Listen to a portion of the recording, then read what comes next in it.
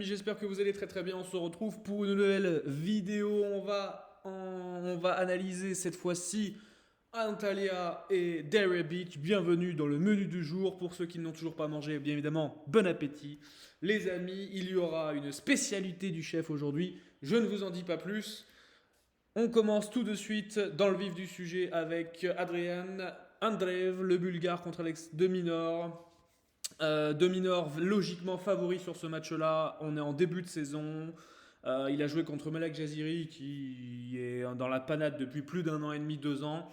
Donc victoire logique, facile, sans trop de soucis en 1 heure de jeu. Il joue le jeune Andreev de 19 ans. Qui avait fait ses premiers pas sur le circuit principal l'an dernier contre Milman à Sofia, donc à la maison, où il avait pris 3 et 1. Et là, il joue Alex de Minaur. Pour moi, c'est trop haut le niveau pour lui. Malgré tout, je pense pas que de Minaur gagne ce match 1 et 2. Je pense que de Minaur, voilà, il a le fait qu'il n'ait pas forcément de coup fort. C'est un joueur polyvalent. Mais il n'a pas forcément de coup fort, donc pour finir et conclure parfois, c'est peut-être des fois c'est un petit peu son petit défaut, on va dire, c'est ce qui fait qu'il n'arrive pas à passer encore le cap suivant. Mais en tout cas, il a fait un match sérieux contre Jaziri. Je pense qu'il va être dans la même trempe contre Andreev. Et il faudra, parce qu'Andreev pourrait vraiment lui mener la vie dure. Je pense malgré tout que De Minaur va gagner. À 1,08, évidemment, c'est pas valu. Et je dirais même que même pour intégrer dans un combiné, ça vaut même pas le coup. Pour moi, De Minaur voilà, vaudrait le coup vers les 1,15, 1,20, mais ça voudrait dire que soit on aurait une information qui serait défavorable envers De Minaur, soit ça voudrait dire que on aurait une masse d'argent qui serait énorme sur Andreev, en sachant qu'Andreev vient de up, là, vient de drop il y a pas longtemps.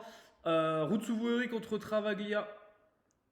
C'est un match, on va dire, entre deux bons serveurs, mais pas deux excellents serveurs, quoique Rutsuvori commence à devenir un excellent serveur. La cote de Rutsuvori, il me semble, a commencé autour de 1,55, je crois. Ouais, elle a jamais atteint 1,55, pardon, 1,52 au mieux. Elle est restée tout le temps, tout le temps stable. Pour moi, il n'y a pas de value. Je partirais sur Otuvori si je devais faire un choix. Pour moi, Travaglia sur dur, c'est trop, trop, trop compliqué. Travaglia, pour moi, il a jamais perfait. Alors, il a joué Kekmanovic, qui a fait un espèce de non-match dans les deux derniers sets. Alors, il gagne le premier set 6-1 et derrière, il s'écroule totalement après la perte du deuxième où il prend une bulle par Travaglia, donc c'est assez incroyable de prendre une bulle par Travaglia sur dur. Mais il a réussi. Rotsuvori a joué contre Veseli, qui n'était pas un match simple, comme j'avais pu le mentionner lors de la vidéo précédente. Franchement, pour moi, en termes de retour de service, déjà, Rotsuvori pour moi est meilleur. Il est plus régulier sur sa première balle. Et même tennistiquement parlant, en termes d'arsenal technique, il est plus à même de pouvoir monter au filet, de pouvoir proposer de la variété.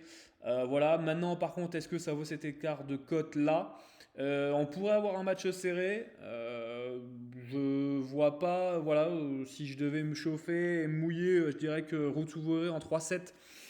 Pourquoi pas? Donc le petit set de Travaglia 1,75 bientôt peut-être, bah, ça peut poser sa pièce. J'avoue que 1,75 ça peut commencer à me titiller. Mais voilà, personnellement je garderai mes sous ou alors j'attendrai que Rutsuvori soit à 1,60. C'est ce que j'attendais moi personnellement, que Rutsuvori soit à 1,60, mais je pense pas qu'on l'aura du coup.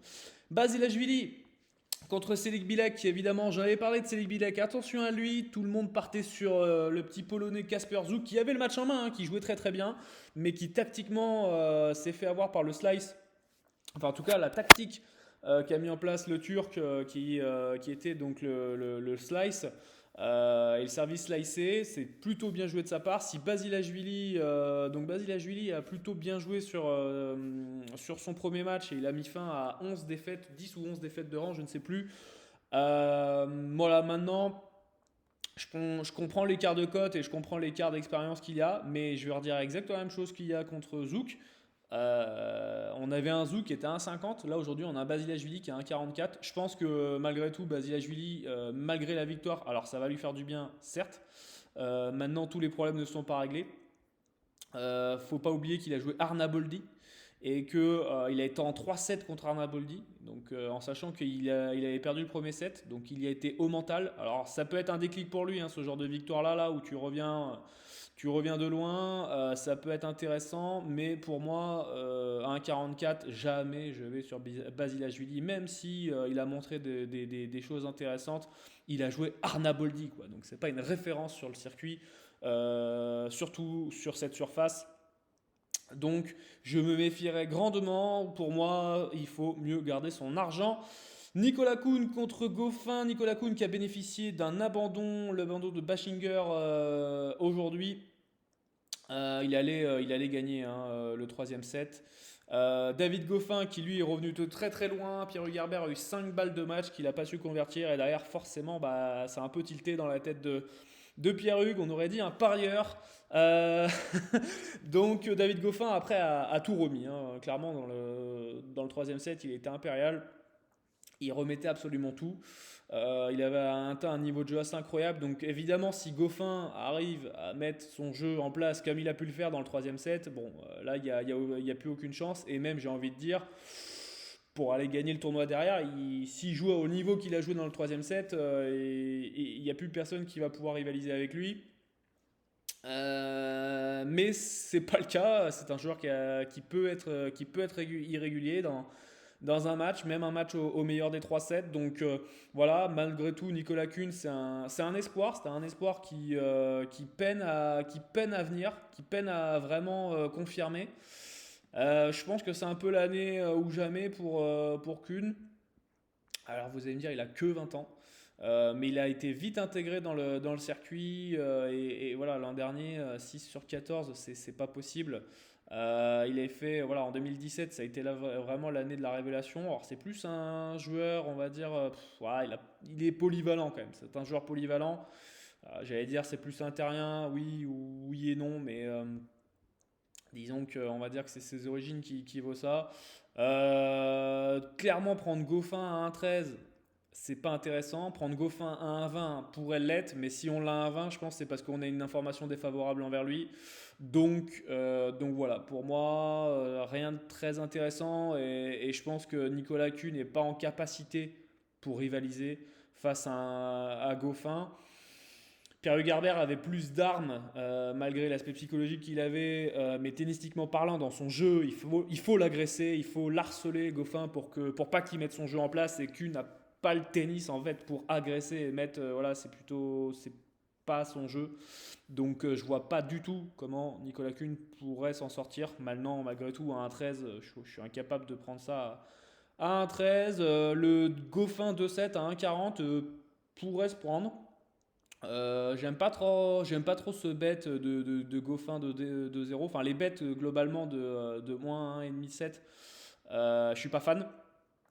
Maintenant, malgré tout, pourquoi pas à tenter si jamais vous voulez vibrer un peu. Mais moi, j'aime pas cette fourchette de cote là et ce type de bet là. Fonini contre Jérémy Chardy. Je comprends la cotation, je comprends le match-up où ils se sont rencontrés 8 fois, il me semble, avec 7 victoires, ouais, c'est ça, avec 7 victoires de Fonini et une de Chardy, une à Indian Wells. On voit que les confrontations globalement, alors en 2006 on compte pas, mais depuis 2012, les confrontations sont toujours serrées, c'est toujours en 3-7 ou alors, bon là c'était en Coupe Davis en 2018. Mais c'est toujours des matchs serrés. Franchement, je vois aussi un match serré. Les deux joueurs ont montré de belles choses. J'ai été très très très très agréablement surpris par Chardy. J'en avais parlé. Je pensais que j'avais dit dans la vidéo aussi que Chardy, il y avait un petit coup à jouer sûrement contre Albot qui tarde souvent à avoir une bonne préparation. Mais malgré tout, Albot a plutôt bien joué en fait, a fait du Albot, mais Chardy a vraiment très très bien joué, il a très bien servi, il est bien préparé physiquement et ça fait vraiment plaisir à le voir à ce niveau-là. On a vu un Fonini qui a joué C'est Michael Versenko. Non, je sais plus. Alors attendez. C'est Verbensky. Voilà, pardon. Je savais que la fin c'était pas bon. Euh, il jouait Verbensky qui a bon espoir. Il a vraiment délivré un joli match. Fonini a dû s'employer pour aller le battre. Très sincèrement, ce match pour moi il valant 3-7. Maintenant, qui sortira vainqueur, je ne peux pas forcément vous le dire. Mais si j'avais quelque chose à prendre, j'irais plutôt sur un 3-7 sans vainqueur. Et si jamais vous voulez pas prendre de 3-7 sans vainqueur, le plus intéressant serait peut-être un Jérémy Chardy à 1,52. J'attendrai peut-être que les gens aillent sur Fonini, mais je pense qu'on va avoir à peu près ces cotes-là. Je pense pas que le marché se chamboule pour aller sur Chardy, ça m'étonnerait. Et même de l'autre côté, côté Fonini, parce que Fonini c'est un peu le joueur blacklisté par un bon nombre d'investisseurs, donc à juste titre.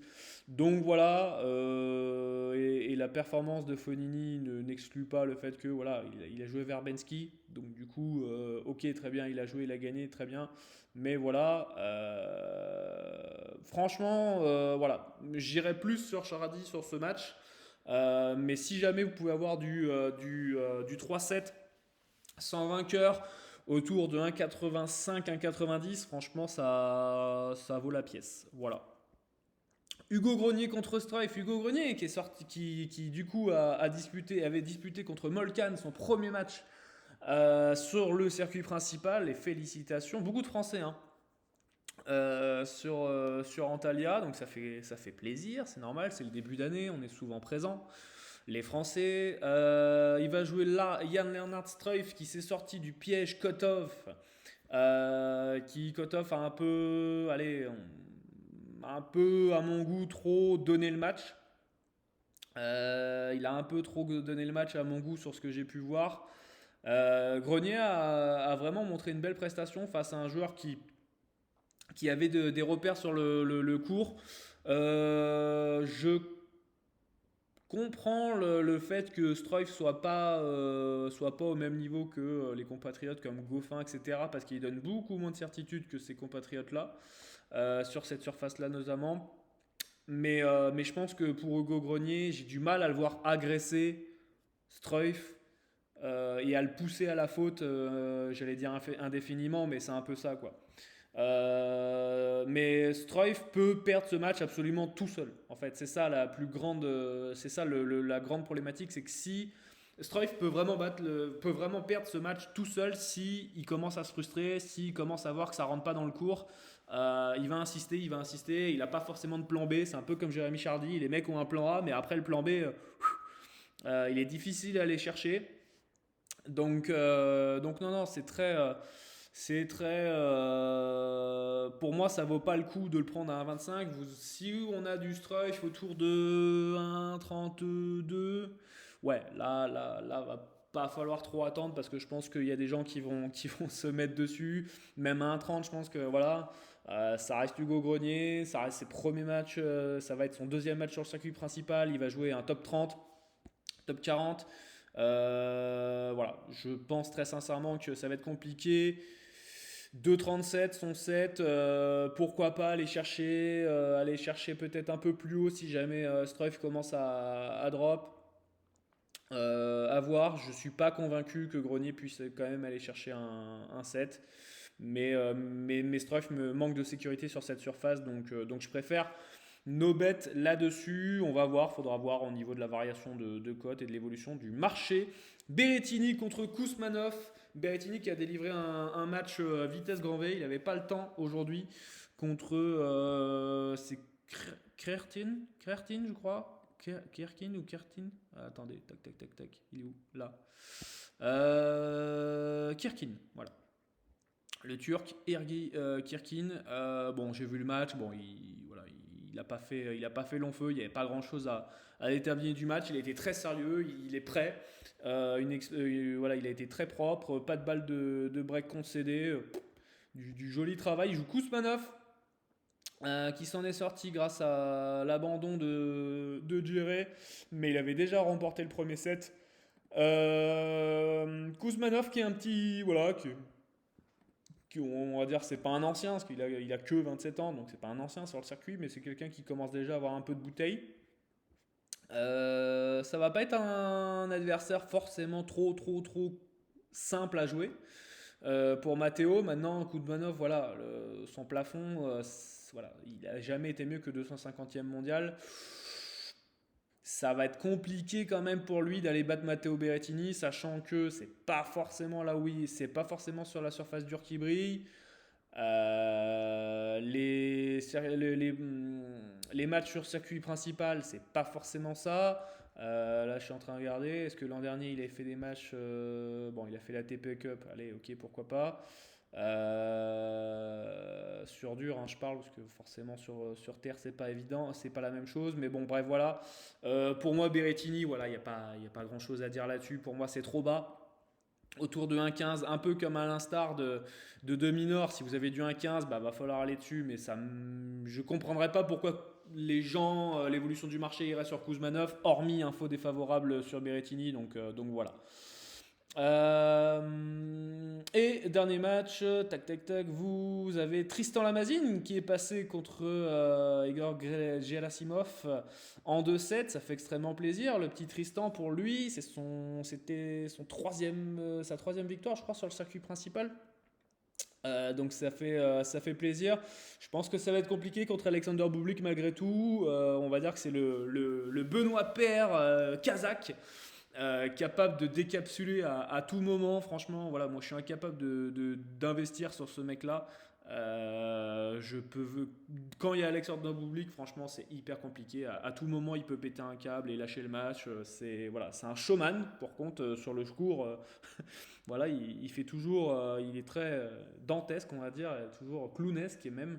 Mais voilà, tennistiquement parlant, il a une palette. Voilà, il a une vraie main.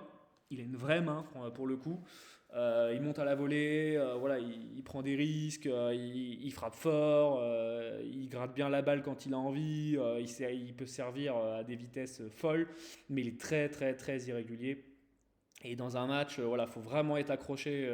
Comme je dis souvent, faut vraiment faut accrocher son petit cœur quand on parie sur Bublik parce qu'on sait jamais ce qui peut arriver. Je le vois gagner malgré tout contre Tristan Lamazine qui, pour moi, techniquement parlant, il va en manquer un peu. Il va en manquer un peu et même sur sa mise en jeu, je pense qu'il va être trop sur les retours de service. Dès qu'il va pas servir une première, derrière Bublik, il va l'agresser sur sa seconde. J'ai vraiment peur que ça s'embarque vite dans un truc où ça peut même aller très vite ce match. Voilà, après prendre Bublik à 1,23, jamais de la vie, je pourrais proposer ça à 1,23, les amis. On va partir du côté des États-Unis. Après le kebab, le burger. On retrouve Gianluca Mager contre Sam Querrey et c'est la spécialité du chef sur ce match. J'ai proposé un pari, les amis, sur mes réseaux sociaux, Facebook, il y a aussi sur Instagram, sur mon Discord. N'hésitez pas, tous les liens sont en description de cette vidéo. Vous avez la spécialité du chef, vous cliquez sur le lien de l'analyse donc entre Sam Querrey et Gianluca Mager et vous aurez l'opportunité d'aller sur mon site auquel évidemment vous pourrez vous inscrire sur Pinacle pour bénéficier des meilleures cotes et ne jamais être limité, et vous pourrez ainsi aussi aller sur le Mercato pour bénéficier de ce pari là en s'inscrivant sur le groupe privé, les amis. Voilà, mais je vais faire la petite analyse quand même malgré tout. Sam Querrey a été vainqueur contre McDonald au premier tour. Il a montré qu'il était prêt physiquement. Il a montré de très belles choses. Il va jouer contre voilà, malgré tous les problèmes qu'il a pu avoir autour de lui, avec ce qui s'est passé à Saint-Pétersbourg, etc. Il fait quand même partie de ce tournoi-là et visiblement il a l'air plus que prêt pour ce début d'année 2021. Il va jouer Mager qui est un pur terrien. Alors attendez, on va sur Delray Beach, qui est un pur terrien et qui s'est sorti des mailles de Ryan Harrison voilà, ça va être compliqué pour les frères Harrison sur ce tournoi, je pense. Il s'en est sorti contre Harrison. Clairement, je crois il a concédé plus de 12 balles de break en tout. Contre Harrison, c'est beaucoup trop.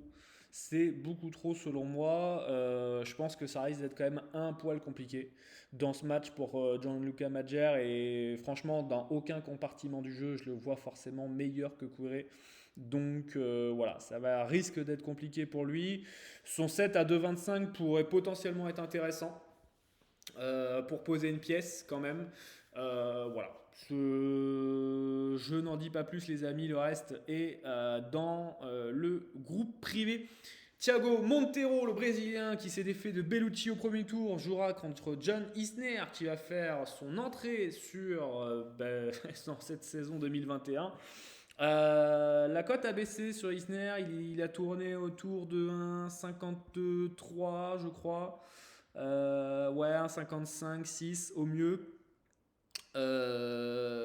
Bon, clairement, Isner, voilà, c'est ça. Voilà. J'ai juste à reprendre leur match à l'US Open, l'Open d'Australie l'an dernier, pardon. 4 tie-break, dont les 3 derniers remportés par Isner. On risque d'avoir un match du même acabit, c'est-à-dire un match très serré, un match qui va jouer à 3 points. Mais à la fin, c'est Isner qui risque de le remporter. Maintenant, est-ce que l'écart de cote justifie cela? Non.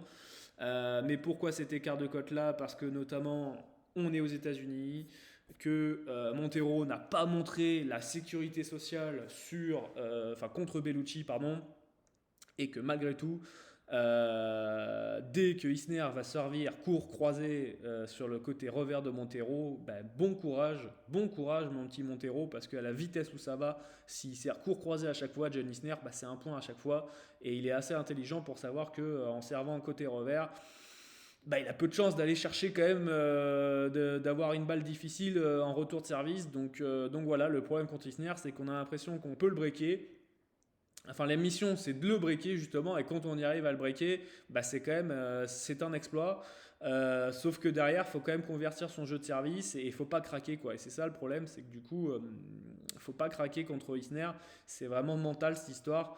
Or, Monteiro, je pense quand même qu'il est quand même pas forcément dans un état de physique absolument au top. Je pense que ça, comme je l'ai dit dans la première vidéo, il a l'air, voilà, sa saison lui commence en février et il a programmé probablement ça comme cela. Donc pour moi, John Isner, lui, il tape d'entrée dans le lot, il a des points, voilà, enfin il n'a pas de points à défendre, mais disons que c'est sa surface, là il est sur sa surface de prédilection. Voilà. Par contre, en dessous, moi je m'attendais à voir un peu John Isner tourner autour de 1,60. Bon, voilà, on a eu du 1,56 au mieux, là on a du 1,50. Clairement, je ne vais pas me positionner là-dessus. Les amis, et le set de Monteiro qui est en dessous de 1,75 ne m'intéresse pas. Est-ce qu'il a été au-dessus d'un 75? Visiblement non, voilà, non, ça n'a pas été le cas, c'est bien pour ça. Mais voilà, donc si jamais vous avez un set de Monteiro 1,75, pourquoi pas? Mais franchement, c'est pas la sécurité sociale cette histoire, et je vois quand même John Isner s'imposer. Et on finira contre Tommy Paul, duel d'Américains face à Sebastian Corda. Tommy Paul qui est redescendu à 1,68. Là, il y a 5 minutes, allez, avant que je commence la vidéo, il était à 1,72. J'allais vous dire, au-dessus des 1,70, entre 1,70 et 1,75, Tommy Paul pouvait être intéressant. Beaucoup de monde se sont rapatriés sur Sebastian Corda, parce que Tommy Paul, il me semble qu'il a commencé aux alentours de 1,45, 1,50. Et ça a bien grappé. Ouais, il a ouvert à 1,58. Mais du coup, maintenant, il a été à 1,72 et maintenant, il est à 1,68 de nouveau. Donc voilà, beaucoup de gens se sont positionnés sur Corda après sa victoire contre Kwon. Belle victoire d'ailleurs contre Kwon, complet. Paul aussi, pareil, il fait vraiment un match contre Nam très sérieux, très complet, et il a pas donné grand chose. Très Compliqué toujours de parier contre des Américains, enfin duels d'Américains, pardon, ils sont toujours très motivés hein, chez eux, c'est pas une légende, c'est facile à déterminer, vous reprenez les historiques et c'est souvent le cas. Je pense malgré tout que le plus d'expérience qu'a Tommy Paul sur le circuit principal peut servir à aller chercher cette win. Mais pour moi, voilà, l'écart de cote est trop important pour que j'aille me positionner sur Tommy Paul actuellement. C'est pour ça que voilà, vers 1,75, ouais, pourquoi pas. Mais ça voudrait dire qu'il y a vraiment des gens qui seraient sur Corda, qui seraient encore prêts à prendre en dessous de 2,30 Sébastien Corda. Et ça, je pense pas que ça va arriver. Mais ça va être un match âprement disputé, je pense. Et préférable quand même là-dessus, un peu à l'instar du match-up entre Jérémy Chardy et Fonini, d'aller se diriger sur du 3-7 sans vainqueur. Ça pourrait être le meilleur bet là-dessus potentiellement. Pareil, hein, autour d'un 85, un 90, mais je pense pas que vous aurez ça. Donc voilà les amis. Je vous laisse. N'hésitez pas en tout cas à les rejoindre. Voilà, vous allez sur moneytimes.fr, vous avez mon bilan, vous avez l'occasion d'aller vous former pour moins de 5 euros en achetant mon livre. Voilà, vous avez mon livre où je traite du tennis et du monde des paris sportifs et je vous donne des conseils. Et évidemment, si vous voulez tous mes paris sportifs, vous allez dans le mercato, vous avez deux offres ici, le patron et l'investisseur. Et si jamais vous voulez une session de coaching privé pour mettre en place vos stratégies, votre plan d'action, déterminer vos objectifs de résultats, optimiser votre suite de tipster et avoir un réel accompagnement personnalisé, surtout n'hésitez pas. Vous pouvez aussi vous former en tennis. Je vous rappelle les fondamentaux, les bases théoriques, mes conseils pour parier en live, en preview, comment analyser une rencontre, etc. etc. Vous pouvez aussi avoir le délégation de bankroll, ça c'est mon nouveau service où vous pouvez déléguer entièrement votre gestion de bankroll, sous-traiter et mettre en place une gestion de votre bilan, suivi et optimisation de votre suite tipster, collaboration en lien avec les paris sportifs et évidemment discussion avec moi. La délégation de bankroll, c'est le nouveau service pour 2021, service d'élite pour des clients d'élite. Voilà les amis, n'hésitez pas, en tout cas si vous avez des avis, des questions, etc. Si vous aimez le menu du jour, surtout n'hésitez pas. Je vous remercie et je vous souhaite un excellent appétit. À plus tard.